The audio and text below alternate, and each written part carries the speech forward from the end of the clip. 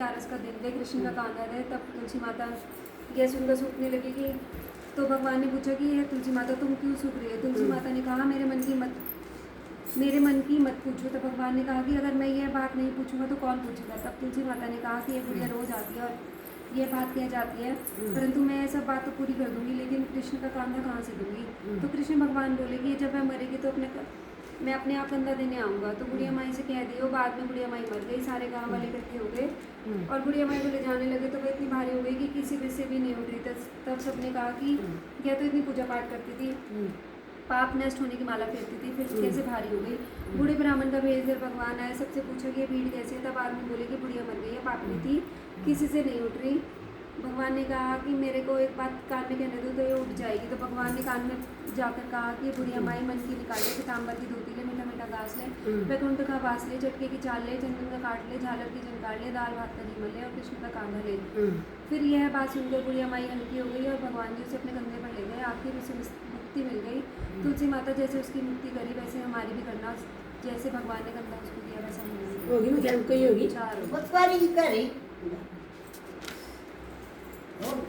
एक गुजरी थी, सब अपनी बहू से उसने अपनी बहू से कहा तू दूध दही बेचा। तो वह दूध दही बेचने गई। कार्तिक का महीना था, वहाँ पर सब औरतें पीपल सींचने आती तो वह भी बैठ गई। औरतें पूछने लगी कि तुम क्या कर रही हो। औरतें बोली कि हम तो पीपल की पटवारी सींच रहे हैं। उसने पूछा ये क्या होता है। औरतों ने जवाब दिया इसके करने से अंधन मिलता है, वर्षों का बिछड़ा हुआ पति मिलता है। उस गुजरी ने कहा कि तुम तो पानी से सींच रहे हो, मैं दूध दही से सींचूंगी।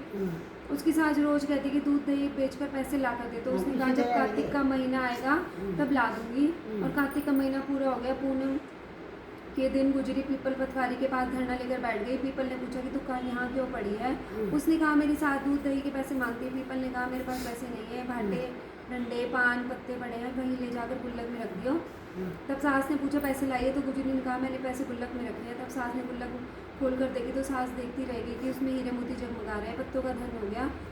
सास बोली कि बहू इतना पैसा कहाँ से लाई है। बहू ने आकर देखा तो बहुत धन पड़ा है। तब गुजरी ने कहा सासू जी मैंने 1 महीना दूध दही से पीपल पटवारी को सींचा था और मैंने उसे धन मांगा था और उसने मुझे भाटे डंडे पत्ते दिए हैं जो मैंने गुल्लक में रख दिए हैं और वे हीरे मोती हो गए हैं।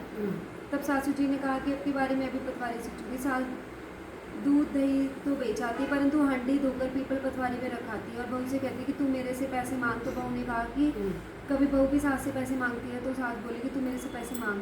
तो बहू ने सास से दूध दही के पैसे मांगे। तो सासू जी पीपल पटवारी पर जाकर धरना देकर बैठ गई। तो डंडे पत्ते पान भट्टे उसे भी दिए और कहा गुल्लक में जाकर रख दे। फिर बहू ने खोल कर देखा तो उसमें कीड़े मकोड़े चल रहे हैं। गुजरी ने सास से कहा ये क्या है। तो सास बहू से बोली पीपल पटवारी ने तेरे को तो अंधन दिया, मुझे कीड़े मकोड़े दिए।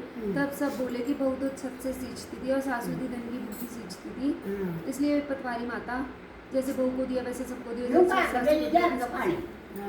अच्छा, अच्छी कह रहे, बहुत अच्छी है।